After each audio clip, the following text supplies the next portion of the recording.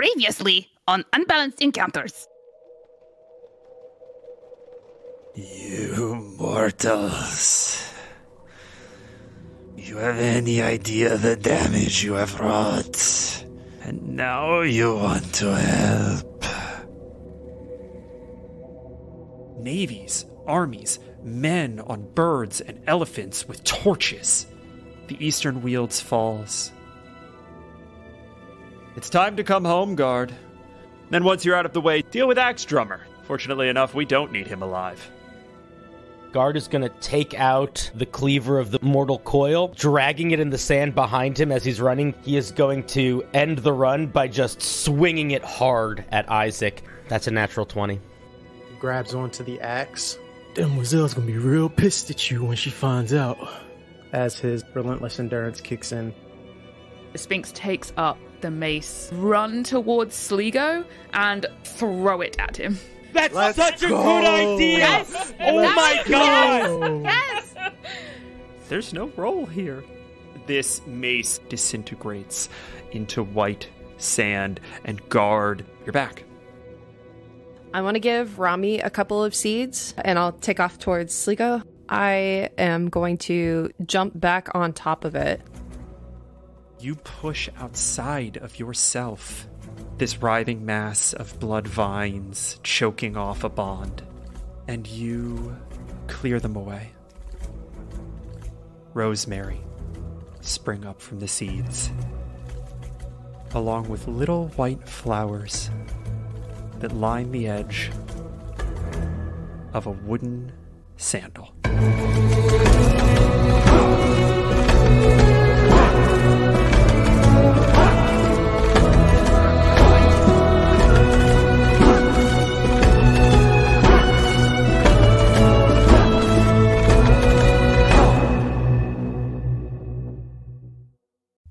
Hello, one and all, and welcome to another episode of Unbalanced Encounters, the only show that dares to ask, what if Hayao Miyazaki had been a theater kid? I'm your host, Patrick Perini. Say hi, everybody. Hi. Hello. What's up? Fucking Sam and Craig were talking to the fucking chat about my defeated voice at the end of that fucking fight. That was Emily. No roll here. I was like, oh, buddy, we ruined it. We soiled it. Hoisted up by your own... What is it? Baton. Baton, yeah, definitely baton. Hoisted up by your own baton. Yeah, there you go. Truly, it's been weeks since that fight, and since we recorded that fight, and I still just feel so thoroughly defeated. Just like, well, that's it. You guys win. You win D&D. It's over. Patrick, Yes. do you though? Do you... Tell me, do you still have two hands? Oh no! Do you still have both of your hands? Last I checked. The uncle and the niece got our asses kicked. Yeah, fight. Jesus, you guys got know. like I genuinely did Guard even take a hit because the two of you were fucking ruined. I would say that Guard took a hit based on how many hit points he has right now. Yeah. Well, speaking of which, why don't you all go ahead and restore all of your hit points to maximum? Hooray! We are leveling up as we enter into another Rallying Interlude.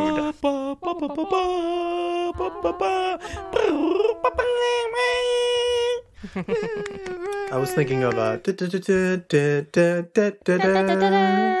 I mean, how many of these do you think we could do before we get TOS'd on YouTube and demonetized? for my WoW homies. Ding. Christ. Ding. Actually, double ding. We're going to go ahead and level up from level 5, as per the custom, to level 7. And we are going to spend the early part of this episode just kind of chatting about the fucking level ups, especially because we're doing some interesting stuff. We're throwing some curveballs into this a little bit, but we're gonna spend a little bit of time talking about what everybody gets. So first of all, has everyone taken the time to do their level up, or is anyone still working on that? Oh, I was waiting till recording because I thought that's what we were doing. Quickly, that's fine. Emily, quickly. Yeah, Although that's I fine. have already done Sphinx, technically. Just I thought I'd do him first It's because like- he's complicated. True. two button clicks. For Sphinx is like the dish that you prepare off camera for the cooking show, so that you can just like pull one out of the oven. One I did earlier. All right. Who are we starting with? Who's doing level up stuff today? Who wants to go first? I can go first if everyone else is feeling shy. I'm easy. Hello, my name is Cinder. You might know me as Guard. Guard, for the campaign so far, although he has changed a little bit, has been predominantly a barbarian. However, that is going to be changing a little bit because I am going to be taking a couple levels of fighter. Ooh. Fighter, you say? Ooh, yes. You be fighting? Yes, because I want a little less average maximum hit points, but I still want to be good at fighting, so I decided to go to a class that has a smaller hit die. And because even though I don't fight with my bare hands that often, I do feel like I'm trying to better represent Guard as a giant golem with hands the size of trash can lids, so I'm taking unarmed fighting so I can crush people more accurately. Nice. Very good. And that's it. I'm gonna action surge and I'm gonna punch and crush and destroy the world. Yeah, hell yeah. Unarmed fighting is a D6 on unarmed attacks, right? It makes me pretty good at punching, but the other thing that's cool is it allows that when I'm grappling a creature, I can deal extra damage to them every turn. Ooh, that's fucking fun. That is cool. We about to see Guard restraining people against their will. To be fair, we are dealing with magic Nazis, so you know. Yeah, I mean that's a good fucking point. And honestly, we, like the one truly magical Nazi that you guys have killed so far in this campaign, no one remembers but Guard. Damn, that's right. We don't know. Yeah. Oh God, we gotta get. We're done with this God, okay? Yeah. Oh, thank fucking Christ! I want to forget him entirely. Oh, Lord have mercy. Fantastic. Yeah. Awesome. I can go next. Okay. All right. What do we got from Isaac? Unlike my multi-classing mechanical friend, Isaac will be staying on the path of paladins, starting with the awesome, overpowered aura of protection. Nice. Finally, Starting right? at 6th level, whenever you or a friendly creature within 10 feet of you must make a saving throw, the creature gains a bonus to the saving throw equal to your charisma modifier. I must be conscious, so actually this might not be as much of a buff as we think. Self-burn! But that is a what's plus happening 3 today? to That was a anyone third else's degree. saves, as long as I'm up. That's And really they good. are within 30 feet.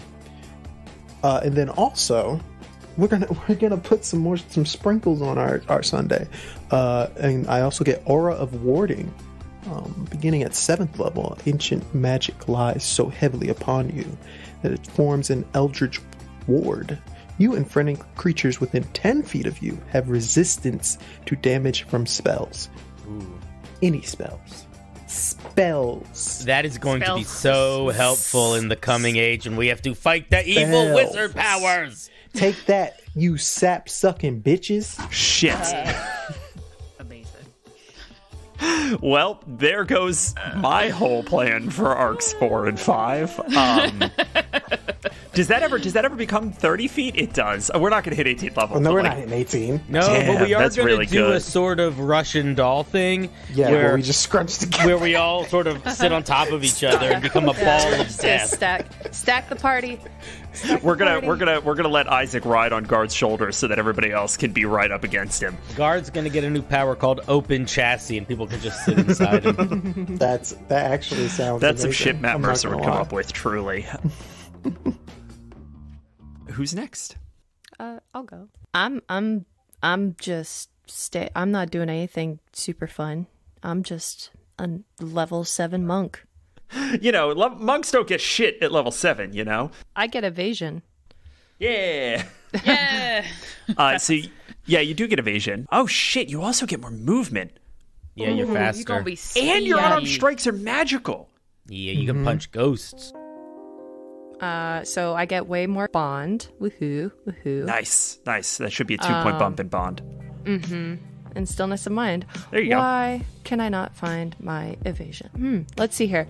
Evasion at 7th level. Your instinctive agility lets you dodge out of the way of certain area effects such as blue dragons. Oh, all the dragons. Fireball spell. When you are subject to an effect that allows you to make a dexterity saving throw, take only half damage. You instead take no damage if you succeed on the saving throw. So basically, if a spell there's a lot of spells in D&D that are like if you fail, you take full damage. If you succeed, you take half. If those are dex based, which most of them are, now if you fail, you take half, and if you succeed, you take 0. I had to hunt for it too. Cool. Found it. You get bonus key. You get another 5 feet of movement. So I think you're up to 45 feet of movement on a turn. You're faster than me now. Yeah. You get evasion. You get stillness of mind, and I think you also get some cobalt soul stuff, right? I am very excited to be able to question people and... You don't even need to question them, just punch them and they'll just say stuff. That's great. That was kind of always my go-to, but now it might actually work. Yeah, now you're not just tried. rolling like a persuasion check at guaranteed. disadvantage, right? Like Right. now there's a mechanic for it. You can precisely strike a hidden cluster of nerves on a creature, temporarily preventing it from masking its true thoughts and intent. When you hit a creature with an unarmed strike, you can spend 1 key/bond point to force it to make a charisma saving throw. On a failed save, the creature is unable to speak a deliberate lie, and all charisma checks directed at the creature are made with advantage for up to 10 minutes. Sweet. So is it like a little bit like Zone of Truth? It's a little zone of truth. Yeah, you get like a little little point zone. Target zone of truth, which is fucking great. With more punching. Yeah. Right. Just right. punch Isaac in the arm occasionally. It's a punchy zone of truth. What the hell did you do that for? It's like, sorry, what was that, Isaac? You want to say that again? Isaac will only go near June when he knows she has something in her hand. I don't know that that My would hand. prevent. Give him time to react. Yeah, right. Cool. And you get another skill proficiency: Arcana, History, Investigation, Nature, or Religion. Do you have any thoughts on which one of those you're going to take? Probably maybe religion. That makes sense. I think just all of the research that you've been doing. Yeah, that's a big slug of stuff. I don't get another hand. No, that's true. But we do have Oz. Yeah, Oz is gonna love that. How we keep coming to them. All right, and we are down to Harissa. Hello. What's Harissa looking at? So, Harissa herself doesn't really get much. She just stays very much the same. The only thing she gets is an extra spell. Ooh. So I am looking at the spell list and I cannot decide what to give her. So I'm getting rid of Cordon of Arrows because it's shit. It's very circumstantial. Yeah. So I have 2 I can choose. I don't know whether to get... I was tempted to pick one of the healing spells because if Isaac keeps going down, there's no one else who can heal anybody else. So I'm tempted to get like a healing spell. It's a good point. Because Goodberry has come in clutch a lot. What else have you been thinking about? The only other things I've been thinking about, I really like locate object as an idea. Because we've had Spinks sort of like find the cave entrance and stuff before. So I think that could be a really nice narrative thing. Other than that, I think something like silence or like fog cloud or find traps, something utility based, I think, is my Find other... traps is terrible. Don't take okay, find fair traps. enough. Won't do find traps. I think locate object. I think you were on the right track with that. I like that. Locate object is cool. Interesting. Yeah. So that's my... Yeah, so something utility... Because all the other things is like add an extra point to damage or like the ensnare stuff, which I don't want to kind of tread on the blood red vine thing.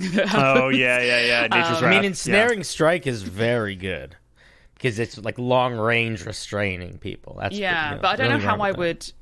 I don't know if this is going to go in the episode, but I don't know how I would color that I mean, as long as it's not blood vines. Right. So I don't know how I would do that. To Dragon make it claws. Just Zephyr Strike is also quite good. Zephyr Strike is fucking cool. Zephyr Strike is huge. Oh my god, that's the best ranger spell ever. You move like the wind. She's gonna find out real quick. It's some fucking anime shit. You're gonna be like, oh shit. Now it's just like Smite though. Just remember that. Yeah. It's a little smite. But it's also you get no opportunity attacks while it's active, and you get more movement too. You're like Speedy Smite. It's like Step of the Wind, but you get extra damage as well.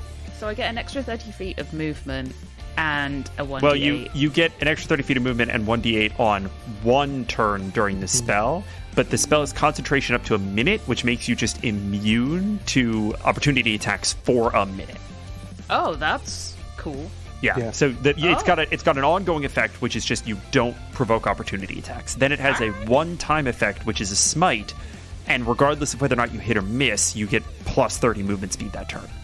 And that attack is made with advantage, and that attack is dealing an extra little bit force damage. It's pretty good. Also, you're basically going into Rock Lee mode. You basically have taken the ankle bracelet. You guys aren't fucking weeds. I know. I saw a TikTok video of it. And he drops them, and the bracelets fall, and the whole thing goes. And people are like, "What?" Ankle weights off, and now you're super fast. Oh, ankle weights off. Yeah. There we go. And everybody's like, "Foof, foof," and there's the guy with like sand moving around him. Mm-hmm. See, I watch anime on TikTok. Yes, I think out of all the ones you've said, Zephyr Strike and Locate an Object are probably the dopest. Okay, all right. Just because I want to see Mr. Sphinx doing a whoop, whoop, whoop. Just he's looking for the. Just his fucking frill is up, radaring back and forth. Oh my god. Christ. so silly. Man. That's really good. Right. Yes, so the healing spell I was thinking of was Healing Spirit, because then I can get a few people in one go, which is quite nice. It's up to you. I would say in general, like, healing has been clutch, and making sure that Isaac stays up is helpful. But I also don't necessarily know like how much a static healing well would be game changing for y'all. I have a hard time putting more than one of you at risk at a time. Emotionally. Well, non-emotionally. Emotionally is fine. I can handle emotionally. Yeah, fine. Emotionally it's all of you. But like Isaac is the one that goes down regularly, and the rest of you were fine. The rest of you were not in danger of losing hit points. Because you pick on his character because he's a tank, but he's slightly less a tank than mine, and it's not fun to just hit the tank, but it's a little bit more fun to hit the little tank. To be fair, from just a straight up strategy perspective, Isaac is a caster, he's a tank, and he's your only healer. I'm telling he's you, the only one of the four. That's what I'm saying. Like, I feel like if I was the GM, I'd be beating the shit out of you too. I condone this. This is okay. Everyone knows with you get the healer first. I mean, come on. Right. It's just right. So Emily, if you want to die more often, take a healing spell. Listen. I want Zephyr Strike. I'm sorry. I'm gonna shut up. No, it's fine. Greg muted himself. I think you should take Dark Vision. Everybody should take Dark Vision out to 100 feet. That's free, right? Everybody gets that when they sign up with dnd.com. It's all right. Spinks already has Dark Vision. I can just hold on to him. It's fine. Again, with the radar vibes. Okay. Left. That sound is messes with his own eyes. Oh god. Okay. Absorb Elements is also good as just a defensive ability if we ever are fighting more magic-y, elementally things. True. Yeah, because I already have resistance now because I've leveled up. I now get resistance to fire. So I can just be a bit. Like, can I just actually clarify what is resistance? Sure. It's obviously not immunity. Half damage. Okay, half damage. All right. It doesn't stack though, so it's just a condition. So if you have resistance, you take half the associated damage. Okay. All right, Craig, I am taking Zephyr Strike. Let's go. Yeah. And I think Saffron gonna be on her anime shit. And I think I'm gonna do. All right, it's between Locate Object and Cure Wounds, I think, is the two that I'm fighting between at the moment. Let me throw you a curveball. Alarm. To be fair, Sphinx did do that the other day. It was alarming when he turned into dust. I can tell you that much. When he turned into dust. You guys have interacted with Alarm once. You know how effective it is. Be you. All right. Come back to me. I'll think about it. You're it. Oh, I'm it. Oh, shit. You already waited till the end. I was hoping for more time. Nope. I'm going to do... Oh, man. Actually, did Isaac get any new spells? He picks them every day. Paladin. Yeah, you can... Yeah. Mm-hmm. Yeah, get wrecked. Yeah, all right. Prepared casters. I can't do that. Isaac has a little notepad that he doesn't know the name of the spells. He just knows the whoosh and the bap bap. Kapow! And talk to Carl. That's fucking great. All right. They all have like little emojis representing what they mean. Great. Holy shit. Craig, I'm going to need art of that like yesterday. That's the best thing I've ever fucking heard. All right, I'm done. All right, what'd you pick? I picked Locate Object. Okay. All right. Yeah, genuinely, you also have Goodberry, which is like, that is in 5e, that's the most powerful healing spell, and it's not close. Next time we have a big fight coming up that we know is coming up, you should cast Goodberry beforehand, and you should give me like 5. Yeah, that's true. Because I can just run around shoving them into people's noses. So can June at 45. Oh, yeah. June should have like a supply of chocolates on her at all times. Yeah. I feel like. Yeah. Done. They go in the nose, right? Yep. Exactly. That's what you guys eat humans through. eat through the I nose. mix up your face holes. I'll figure it out. Meanwhile, Isaac. What the hell, God? Christ. Get better. All right. And I think that's it for 7th level. No ability score increases. No, not that I saw. That'll be next time. Do you all want to jump in to some play? Where in the timeline is this happening? This is going to be happening so you guys finished the fight with Sligo. You are going to be returning to Agravar as the closest city. And you're heading in that general direction. You all have redeemed the cleanser. And although no one remembers but Guard, you have killed this blood warden. So stupid. You have reconnected with Katarine. And for want of a better direction, you are headed back to Agravar. And we rejoin all of you in the late afternoon. Katarine and Harissa have been instrumental in helping to navigate the desert, ensuring that you are never outside of shade during the high periods of sun. You are just now starting to make your way out again, perhaps on your second day of travel. And we see the group of you circle around one of these dunes. I spy with my little eye something that is beige. Beige. What is beige? Well, obviously, God, everyone knows what beige is. It's Saffron, right. why don't you tell God what beige is? Beige is, she'll kind of point at June's skin kind of color. I'm assuming June's skin is actually, she might have got a bit of a tan now, standing around in the desert. She's got a all little this bit time, of a tan, a lot of probably. freckles. Yeah. Beige, y'all. Beige. If you mix June's skin color with sort of the sand here, it's kind of... Oh, shit, you got it. Oh. Okay. When we get back to town, can you two get better armor?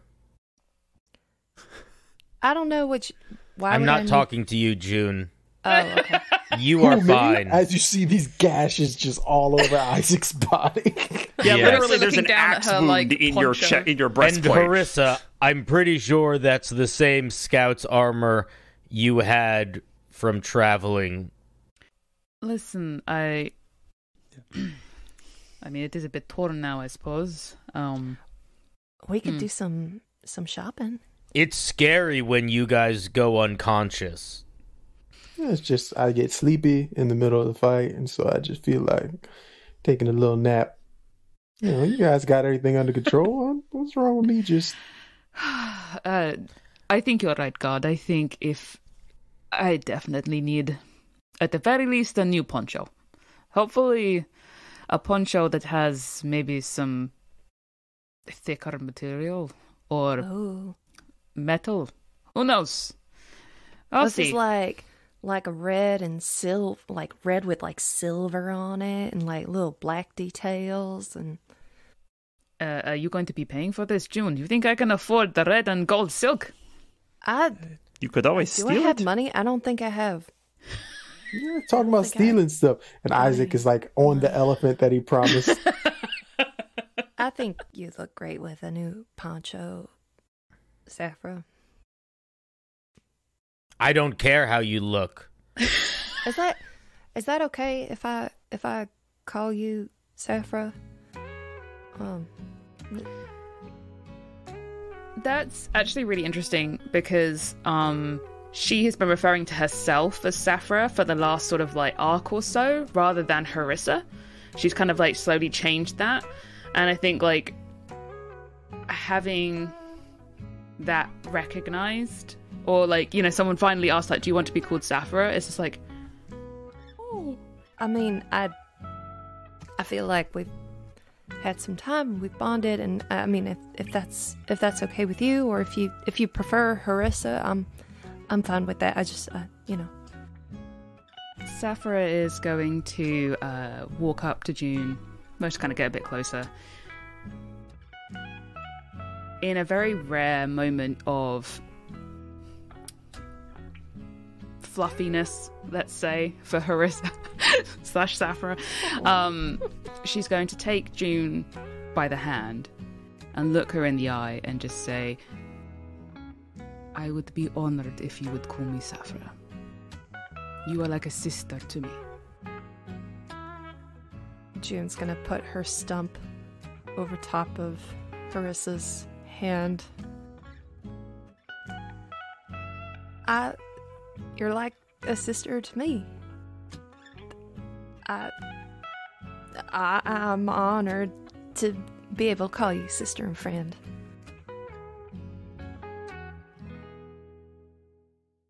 Isaac's gonna lean to the elephant's ears and say, "What would you like to be called?" For fuck's sake.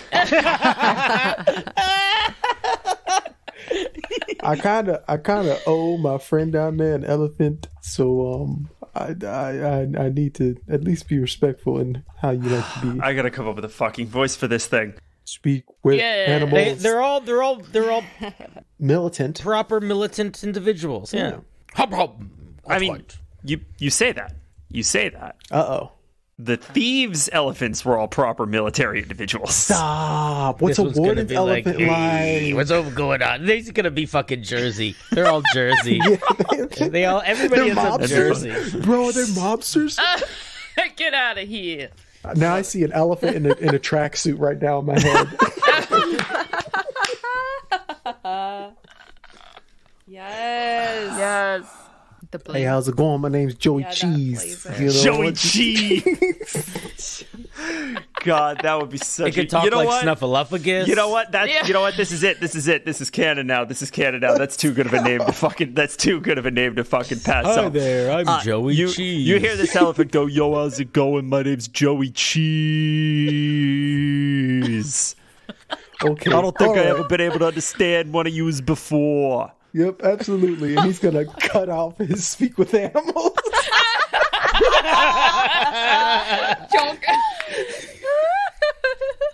Thieves train their elephants much better than. Oh yeah, 100%. You think the fucking Emperor is putting out cash for good Oh, fucking mounts? So, I agree with God. I should probably get some better armaments. Going out here in plate armor didn't seem like the best idea, so hopefully wherever we go... wouldn't you, like, bake in the sun? I mean, it seems... going out here at all is a bad idea. What are you talking about? This was the only thing we could do. This was, like, the plan the whole time. You might as well have good armor going into it. What's she saying down there? I can't hear her from all the way up here on this elephant. You owe me that elephant, Isaac. Don't think I'm forgetting. She's kind of got a point. Isaac's been wearing the same, like, black and red plaid button-up shirt. My flannel?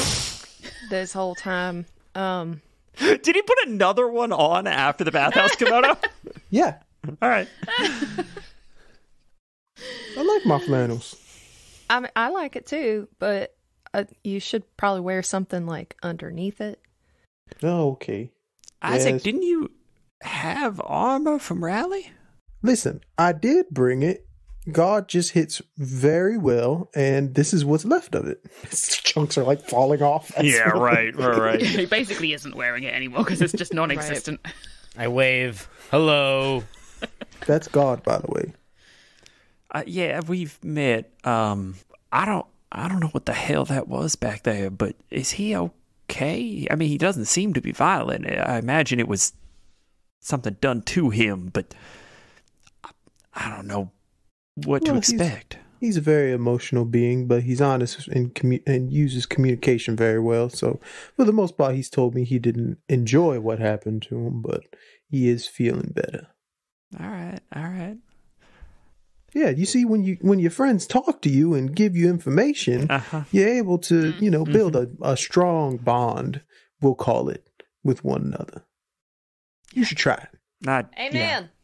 I deserve that. Yep. Understood. Loud and clear.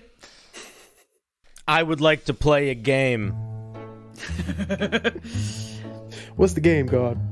I spy with my little eye something Oh, yes. that is beige. Oh. Oh, me. Is it sand? Yes. Yeah, I got it. Oh, I man. won. But which one? Which grain? This one. Or is it this one? Which grain? They're all the same. I have not played this part of the game before. This isn't part of the game, guard. She's just making shit up. All right, Catherine, you take the reins. I'm going to take nap. All right, Mr. Spinks, it's your turn. Oh, okay. I spy with my little eye something beginning with G. Ground. No. Gourd. Where do you see a gourd? No, there's gourds over there. Over where? No, wait, hold on. There are gourds over there. What? And Robbie is pointing off to sort of around the base of a dune. There are a couple of gourds growing out of the ground. Our minds are playing tricks on us because we've been out in this heat so long. You are welcome to make a perception check if you would like. I want to use my 45 speed to run up to him. Wait, you were guessing what about my game? Okay, if Jude just wants to peel off, we'll do that. Spinks, you want to finish the game? No, people have fucked off now. No one's playing the game. Gremlin. I'm still playing Mr. Spinks. What's next, buddy? I'm so sorry. Gremlins. It's not gremlin. No. Is it guard? No. Gargantuan amounts of sand. No. Come on, guys. It's like right in front of you. Go. It's God. Oh. So it is Mr. Spinks. Wink, wink. Isaac tosses something at Mr. Spinks being an ass. Hold on. What do I have? Not a lot left. Yeah, I don't have any weapons. Yeah. What are you throwing at? Katerin legitimately hands you like a rock. Yeah, chuck that at him. Go ahead and roll the attack. Holy shit, natural 19. Go ahead and roll damage. 4 points of damage. Bonk. Ah! Ow! I found it. Was I right? I'm not talking to you. And he crosses his arms and like Does faces Sphinx- away. Does Sphinx start with a G? I think he's referring to himself as a god again, guard. I think. That Oh, is why. yes. Come, gods should ride on chariots. And I'm going to pick Sphinx up and put him on my head. Take inspiration, for fuck's sake. June. If I was gonna say, if Sphinx could have those, like, you know, when like the anime eyes when they're about to cry get really big and like extra little white bits in the eyes, that's what he's looking at. He's like, That's what's happening. I love it. I love it so much. thank you, guard. Oh. June. You tear through the sand up to these gourds. They are, relatively small, round, green, growing from vines on the ground. So they're still on the vine. Yeah, I'll pick one up without breaking it off the vine and... Okay. Go ahead and roll me an investigation check, if you'd be so kind. That's a dirty 20. Let's go. Nice. A dirty 20 on a gourd. You thump it, you give it a little shake. It is practically full of water. I cut it off the vine. Comes away clean. And I'm gonna run it back over to my friends. Who's thirsty? I think we all are probably a little bit thirsty. Why? What have you found? I think we might be able to get some liquid out of this thing. And I'll take out, do I have a dagger? Just punch it. You've got a fucking knife, I'm sure. I'm not gonna punch it. Just crack. Why not? Just punch it. I see you punch stronger things than that. How many hit points does this gourd have? Jess, you don't need to fucking roll. Are you kidding me? You cracked the gourd open. As you crack this gourd open, you see that it is filled with a hyper hydrated soft flesh, and it is sort of light, almost white green in color on the interior, and you see a little bit of the juice sort of trickles into the sand. What does it smell like? Kind of a little bit cucumbery, maybe a cross between a cucumber and a cantaloupe. Oh, that sounds nice. My dad is God. Check it for panda juices. Can gods come back? I'm gonna hand Isaac one half of the gourd. Go for it. And Isaac, please go ahead and roll me a religion check. Oh God. Yeah, for Pandar juices. Ooh, 14. 15 minus 1. All right. You see no specific sign of Pandar here, but something resonates with you with that idea. And you take this half of the melon, and it seems edible. It seems safe. There's nothing about it that screams that it might be dangerous to you. There's also nothing about it that particularly screams that it has anything to do with Pandar, given Pandar's prolonged absence from this place. It doesn't have like a little. There's no maker's mark that's just like Pandar approved. Hold on, as he holds the piece of the cantaloupe. I have an idea. Did you discuss with us what Sligo said about being alone? I would think that she shared all that. So, this is a very lonely god, right? And it used to hang out with Panda all the time. What if we could make a god? And he points at the cantaloupe. I want you to take inspiration for that, please. What? What? I was being a dumb Isaac thing. What is happening? Hear me out. There's plants and stuff growing now. However, if we could, I don't know, create the thought of or find a spiritual god and then get people to worship them, and then they start growing and getting known, then I don't Porki? know how yeah, something like could we get Porki over here to like? So what's a better task than filling an entire desert full of gourds? Maybe we can get some strawberries in there and some some I don't know if potatoes, this would sweet be the right potatoes. environment for. I think this place needs some trees. I mean, first, for any of this, it needs water, which makes me wonder where it came from for these. I think Sappho is going to wander over there and see if she can find the source of the water where these things are growing from. There's no water. Even if she digs around the vines? Yeah, you dig around the vines, and eventually you sort of get to a root network that seems embedded in this glass sand, but it's not. There's no water. What does this taste like? Like I said, it tastes like it smells. It tastes a lot like kind of a cross between a cucumber and a cantaloupe, sort of very bright, kind of orangey sweet with just a little bit of that grassiness on the finish. Oh, it's real good. Do you want to try?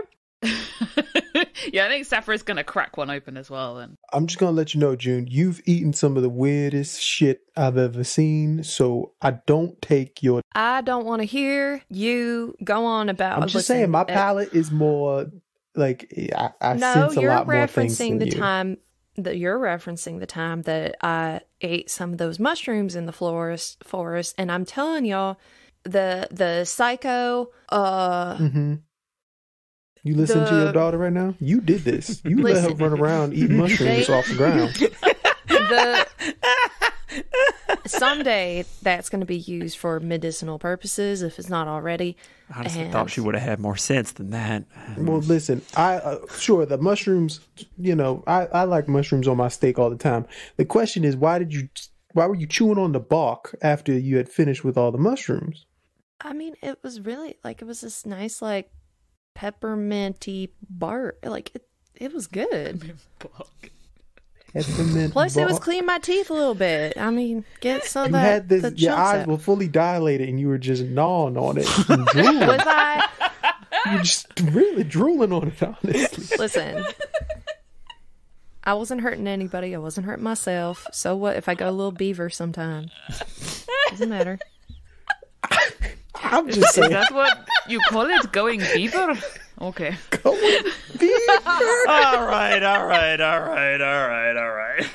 What is the plan? What is the plan? Are you continuing to sort of continue through the desert? Are you If we have time, we could explore for more gourds if we think it's worth seeing what's going on with the desert.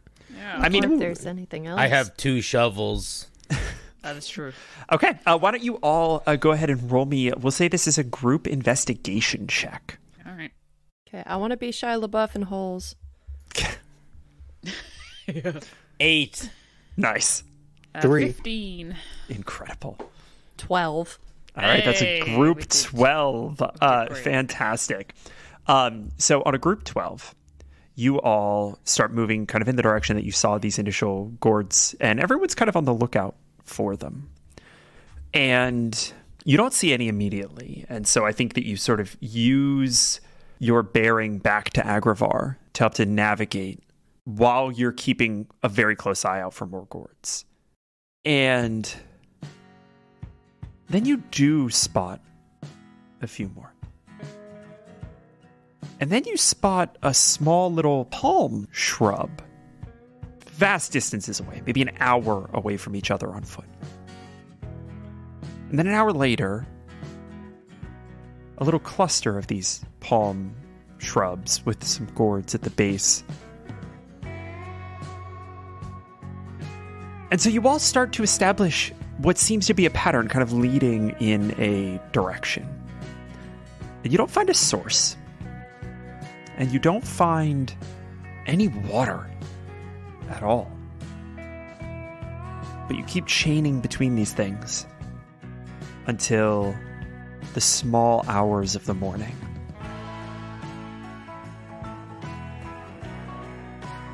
And I think at one point, Rami, who has just been on foot because the riding bird did not survive that experience. Isaac would have gave her Sieger.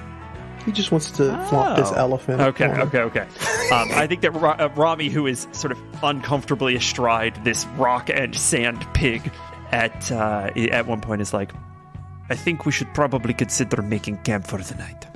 I don't think we're going to find the source of these things, huh? I don't know, I suppose closer to Agrava. Maybe we missed it on the way out there. We did take a pretty big detour through the eastern hills. Being chased by a god will do that.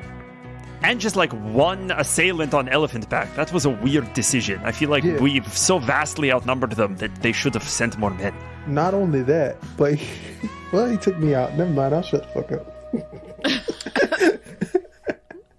All right, let's make camp. There was that one intense guy that we killed that you guys don't remember. What? Huh? There was an intense guy. A warden. We killed him. You guys don't remember. Well, there was the one warden that No, he was different. He was like a boss. He was commanding the other wardens. Well, my only question is, God, why don't we remember that?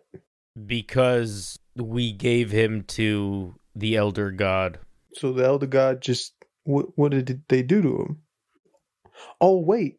So are you saying that this God did the thing that Gamball kept saying would happen to us if we kept doing stupid stuff at his house, which we did?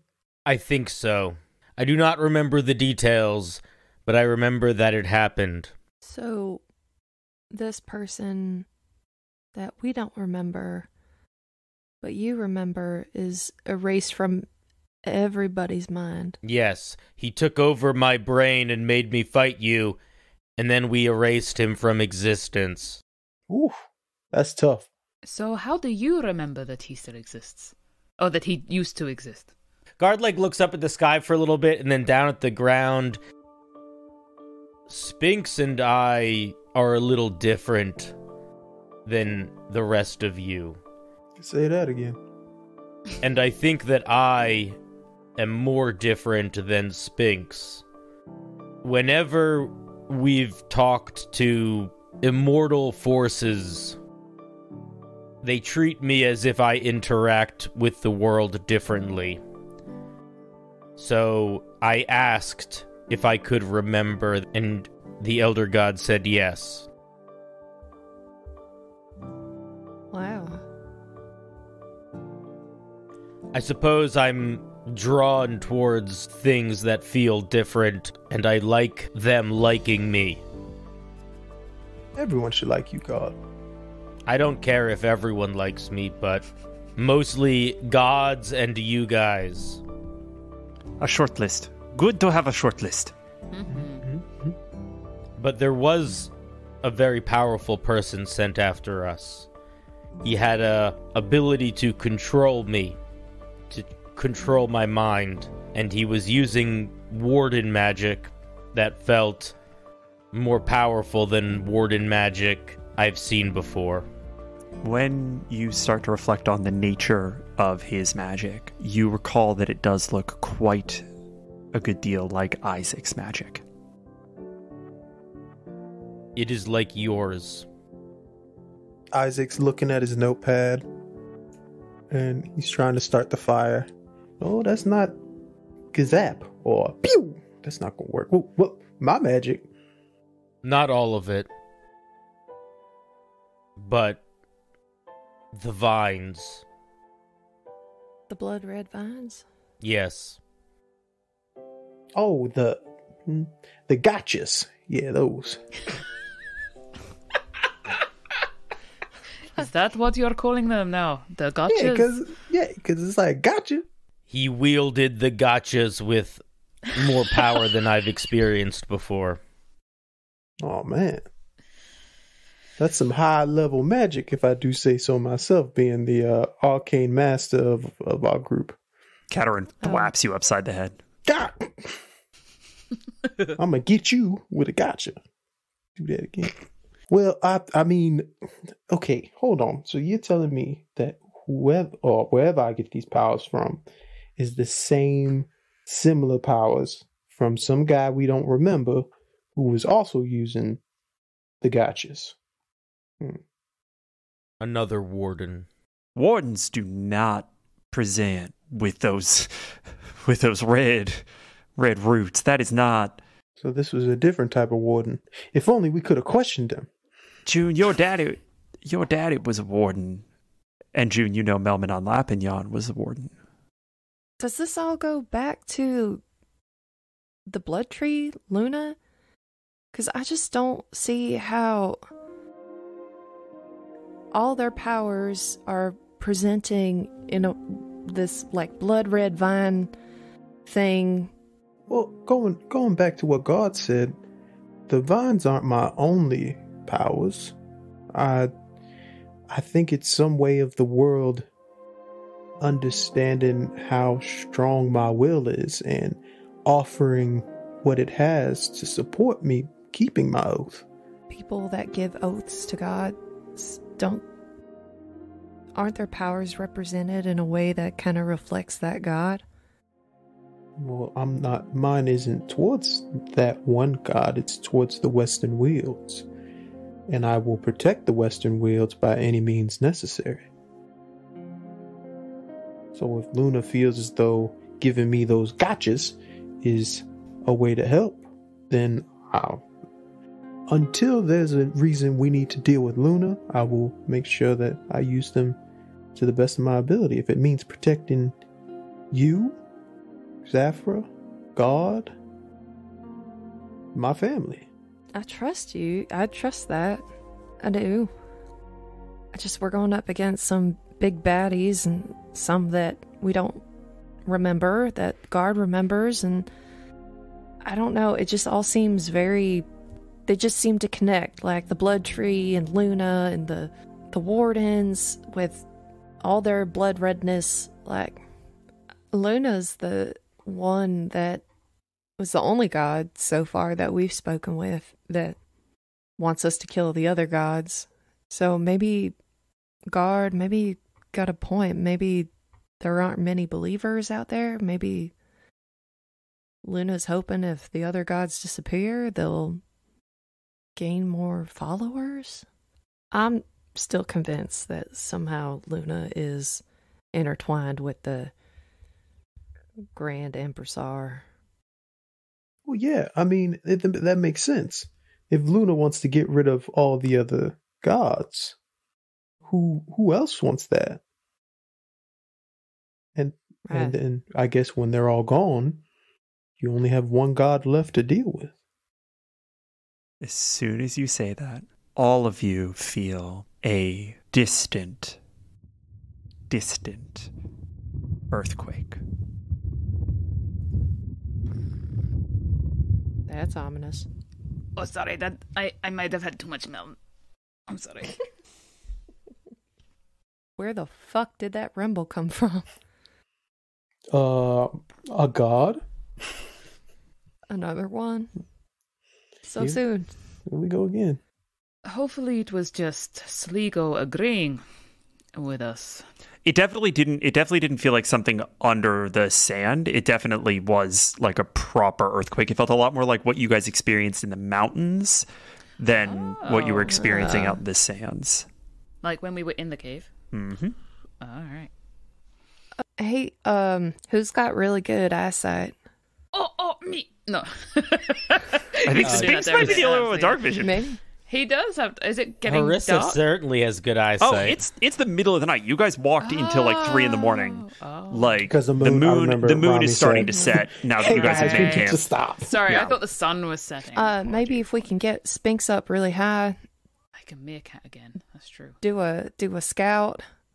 We could throw him. Yep. Maybe if he's okay with that. Yes. All right. Okay. I like this plan. Come here, This is a good plan. Okay. Be gentle. I'm a bit full. Okay. I'm ready. It's like 2 pounds heavier. Guard goes to pick up Spinks to like do like a swinging overhand and then like sort of stops halfway up and then positions himself to squat. And you know how when people do like the between the knees bowling and it's like a little embarrassing but then they get a strike? Guard is going to do one of those where he's basically doing like a deadlift position and holding his hands like Spinks in a basket and then, are you ready? I was born ready. Kadoosh! Do you see anything? Rushing past his frill. Go ahead and roll me a perception check with advantage. Best help action ever. This is kind of funny since we know he'll just come back when he dies from this. Did you roll with advantage? Thing I had, because I got a nat 1 on one of them. 14 in total. Okay. Spinks doesn't necessarily notice anything crazy. On a 14... What's Spinks' intelligence modifier? Oh, not great. Let's see. His intelligence is a -1. He's a bright little boy. Oh, my side hurts. Yeah. I'm gonna give you this. Spinks is flying through the air, and Spinks looks out over the distant eastern hills, and for the barest of moments has the feeling that something is maybe different in a way that he can't identify. And then he's kind of turning as he falls, and his vision kind of moves past the eastern hills, and he sees a couple of miles away what looks like a copse of trees. And that fully distracts him as he plummets back down to earth. Just head into the sand. Just head into the sand, up to the waist.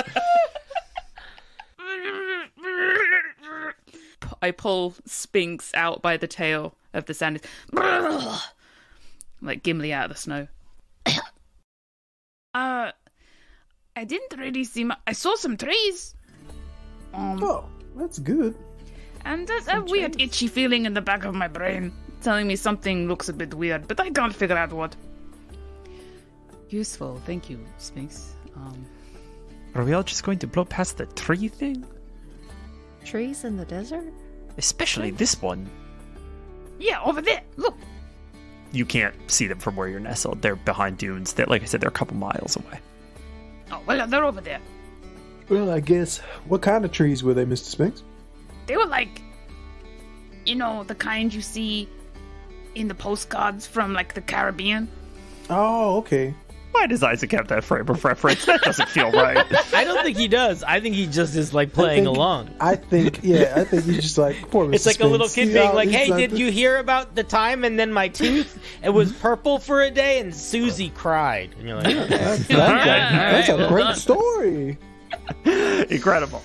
Maybe Sligo is feeling a bit better. It's given things a chance to come back, but it seems like it's happening real fast. Pretty fast.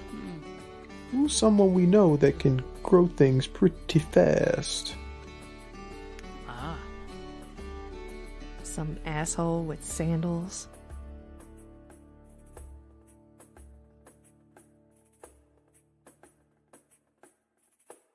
It is time once again for the mid-roll. We took a vote on who would do the mid-roll today, but they all started clamoring about time off, and we've been walking through the desert for days, and we nearly died. So you've got Patrick today. You and I are going to have a conversation about our Patreon.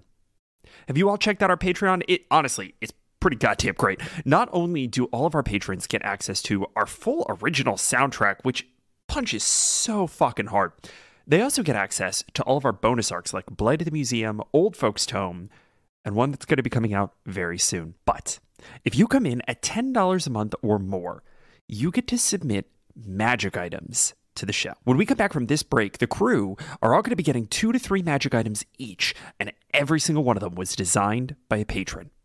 These magic items have the ability to swing the story in wildly new directions. Rami, honestly, wouldn't even be a part of the show if it wasn't for Guard climbing up her elephant using the cricket kickers designed and submitted for our last Rallying Interlude by patron Nick Plaisance. So if you want to write your name on the face of Rally, head on over to patreon.com/unbalanced-encounters and submit your items now. And if $10 a month is a little too rich for your blood, you'll get great rewards from $3 a month and up, and every tier comes with a 7-day free trial. Okay, that is the obligatory plug for the Patreon. Now we're going to try a little magic trick. Damn. Hear myself from the future. Truly wild stuff, y'all. Anyway, one last thing before you go. If you're listening to this interlude episode when it airs, I wanted to let you know that we're going to be taking a little break over December. The cast is going to be traveling and celebrating for the holidays, so we wanted to take a month to let all of you beautiful people catch up on the show and remind us all that breaks aren't just okay, they're necessary. So, we hope you're going to take some time to relax as well, both in real life and in the rest of this interlude episode. Okay, I love you, bye! And we cut to the next morning. Harissa, you are alone in your tent. I think that has been a given. I think you carry a tent with you for privacy, just like at all times. Like, you don't need anybody in your fucking sleeping space, you know? No one needs to see this bedhead. That's what I'm saying. And the earliest beams of sunlight just creep through the seams in your tent. And you are hit in the face with a claw that is just about the size of your head. Oh, what the fuck? What?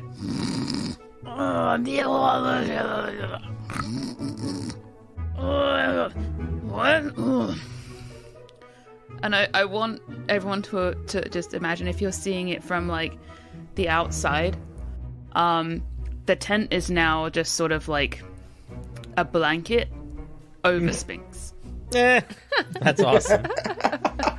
Feet he big sticking boy. out, tail just like over the, and just laying on his back. Spinks? Sappho kind of scrabbles out from underneath the canvas and stands there and just...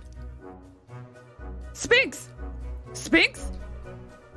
Wake up, for the love of God, wake up! And she's just gonna smack him. What? And he kind of like stands up. What did the... Wait. Rubbing his eyes. Why are you down there? Why am I up here? And I want everyone to imagine, like, the way I picture Spinks now is, like, you've seen How to Train Your Dragon. You've seen Toothless. You know, he's kind of like the long boy with the little legs. That's basically what he looks like. Now.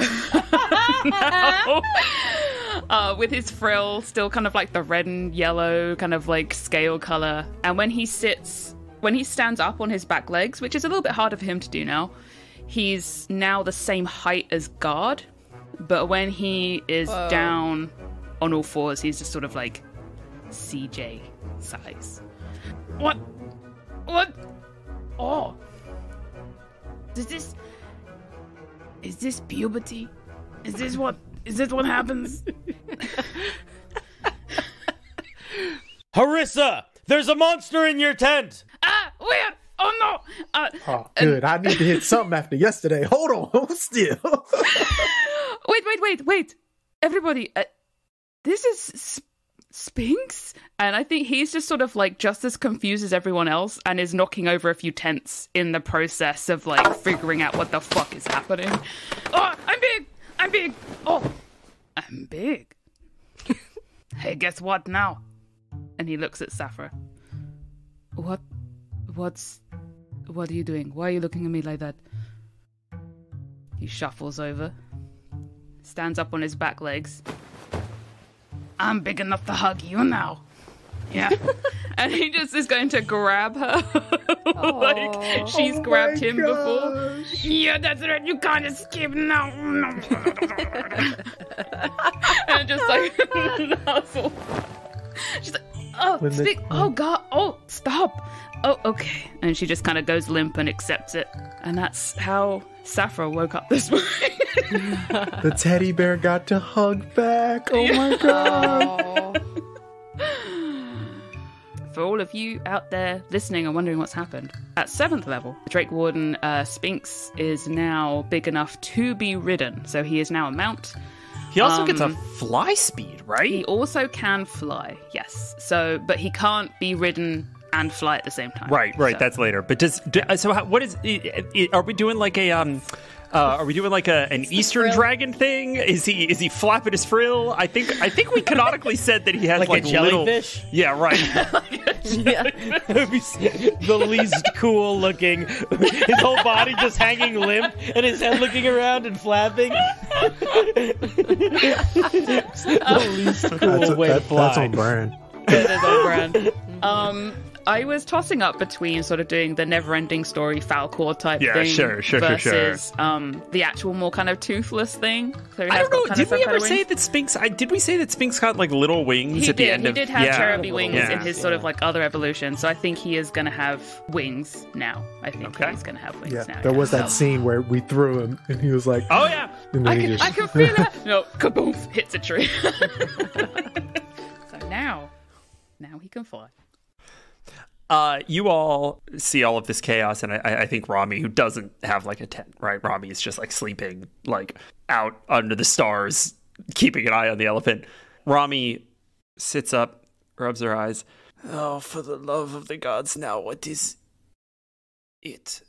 Oh, big lizard. Fine. Magic. Don't know what's going on there. Water? And she points at the edge of the massive lake that you all have woken up alongside. Cool. Water. oh, it's one of those mirages again. No. You all see, in the wreckage of Sphinx destroying everybody's tents and campsite,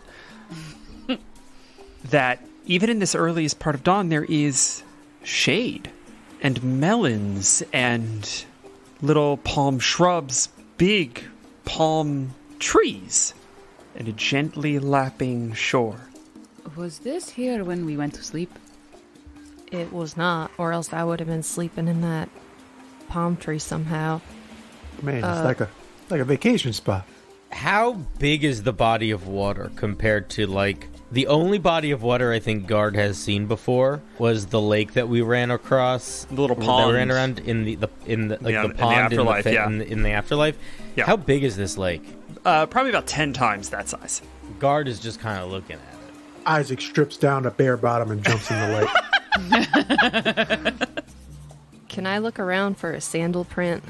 You just like turn left and see 10 yards down the way a man in a red bathrobe covered in brown mottled fur on like one of those cabana chairs, right? Like one of those like lounging sun chairs. Sandals crossed. He's got like mirrored sunglasses on. Does he have like a coconut with a straw poking out? Absolutely. Okay. Yeah. All right. I'm gonna make my way over and very loudly say, "Good morning, Porky." Oh, June, it's you. How you doing? Oh, just went to sleep in a barren wasteland, woke up in a lovely paradise. This is your doing, isn't it? Yep. Cool. So, you want to... First, What? What, I can't take a vacation? So you just let us deal with Sliko all on our own. Fucking scumbag. And then suddenly you're here. What, are you the new Pandar? I mean, I've not been made aware of any such promotion, no. She's gonna turn around to her friends and just like throw her hands up in the air like, what are we even... You look over to the lake and you see Guard just like slowly peek his eyes out of the water. Watch for rust, buddy. Isaac's just floating. Oh, this is it. This is it here. And then Guard sinks again because he doesn't float. This is him. He's on the bottom and he's jumping up. To peek his head over the top, then sinking back down. I mean, I'll admit it's a bit of a busman's holiday, but, you know, beggars can't be choosers. So what about Sligo? Oh, yeah. Are you guys buddy-buddy? Y'all did a pretty good job with that. No, are you kidding me? That guy fucking sucks. He's so angry all the time. Kind of has every right to be. Well, I mean, yeah, but that doesn't mean I'm gonna, like, go out for a beer with him, you know? Well, if you keep doing this shit, you're gonna have to have some sort of relationship with him. Oh, this is all temporary. I'm not kidding. I needed a vacation. Where the fuck have you been? I've been regrowing the Listen goddamn here. elderwood trees. You know, that's... Great. You're a day late coming in on all this shit. What are you guys talking about? Hold on, Porky. And he's gonna stand out of the water, fully butt-ass naked. Isaac! Oh, no. Oh. Can I get you a towel, man? Gracious. Huh? Oh, where is it? Ah! And he pulls out his kimono. Now. Amazing. Get your mileage out of that one, huh? He has it wrapped up like an old mom now, and he's like, now. Porky offers you a glass of wine. Ooh, thank you. What year is this? Where's my Mai Tai? Porky offers you a Mai Tai. Oh, hell yeah. Little early for the hard stuff, but I'm not going to judge. We're on vacation. Rame, what you drinking? That Mai Tai looks pretty good. No, it's my Mai Tai. Well, I mean, if he's got another, they're going. And he has another Mai Tai. And Katerin walks up. She's kind of back on the cane from Scrumpy. I'm assuming this is another one of your friends, and they're doing? This is Isaac's friend. Mm-hmm. Co-worker. You're the one who left, right? Oh, God. Oh, no, we friends now.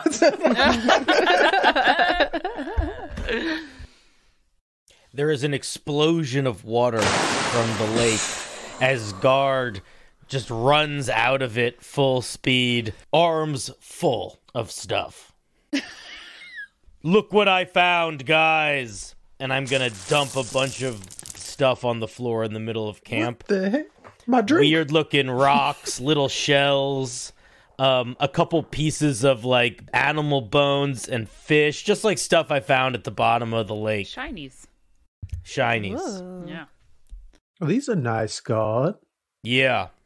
I think you guys, I think you, at that point, you see like a gecko kind of climb over Porky's shoulder and like down into the stuff. And like, they're like trying on a shell as a hat and that kind of thing. Hello, geckos. And the gecko waves. And Porky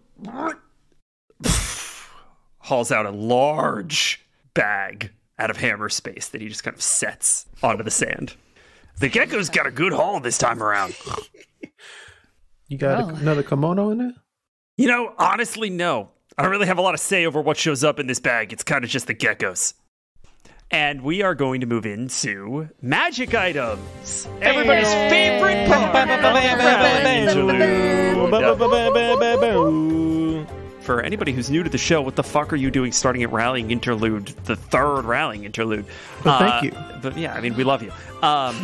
Go back and listen to episode 1. It makes more sense that way. Don't. Just start here. It all makes sense. Stay here, it's fine. Don't leave us. Please don't leave us. The way this works is that all of these magic items have been created by our patrons. If you subscribe to our Patreon for, I believe it's the $7 and up tiers, you could submit homebrew magic items that will have the potential to radically change the nature of the game. Like my boots! The cricket kickers have been an absolute fucking all-star. The balsam bolt designed by Origami, excellent magic item. We have had a ton of them. My book of sarcasm. The book of sarcasm coming in clutch like every three fucking rolls. The only book Isaac's ever read. The only book he's ever read. The only book he will ever need to read. That's canon. That is canon. Nice. Besides his notepad of spells he has to look at every day. That's the only book he's ever read. And so we have everybody should have a spreadsheet representing all of the magic items. These have all been submitted by our patrons. Now, I want to make sure that all of our patrons know that when you guys send these in, what happens is that I take a look at them and kind of tune them a little bit to be either a little bit better fit for the power level of the show, or in some cases, really build them out mechanically. And so if it doesn't look exactly like what you submitted, it's because we're putting it into mechanics, but the goal is to get these things into the game and let you really affect the way that these scenes play out. So everybody's got the spreadsheet up. So if we want to start with June, June, if there's anything in particular that is jumping out to you, please go ahead and shout it out and read it off, and let us know who made it. The flute. And is it okay that this is reskinned a little bit? That's fine. It's fucking fine. It's fucking fine. She pulls out on a silver chain a little silver whistle that looks like the kind of whistle a camp counselor would wear. So this is a wondrous item, is uncommon, and this flute looks like a hollow tree branch. Oh, maybe it shouldn't be a silver, like a metal. Maybe it should be a wood. A wooden camp counselor flute? Yeah, That's fucking yes. Yeah. Okay. That's it's a wooden great. camp counselor whistle. Nice. This flute looks like a hollow tree branch from a distance, but on closer inspection, it is a beautifully crafted flute with runes on it. This magic item has a maximum of 3 charges that recharge back to that maximum at every dawn. When you blow the flute as an action, a lullaby is heard, and you can expend one of the charges of the flute to cast the sleep spell at first level.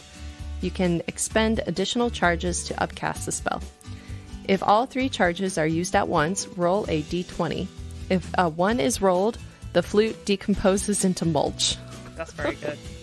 She'll put it over her neck and kind of look at it. Oh my god, it's such a cute little whistle. It's got little markings on it. And hold on. That. Don't put it in your mouth. Don't you dare, June. Okay, and she blows it. Are you gonna expend a charge, Kathleen? Yeah. You roll 5d8. 33. Yeah. Scrumpy, who had more or less just woken up, like he had slept through all of the hubbub with Sphinx, wakes up and he's like, giant lizard. False back asleep.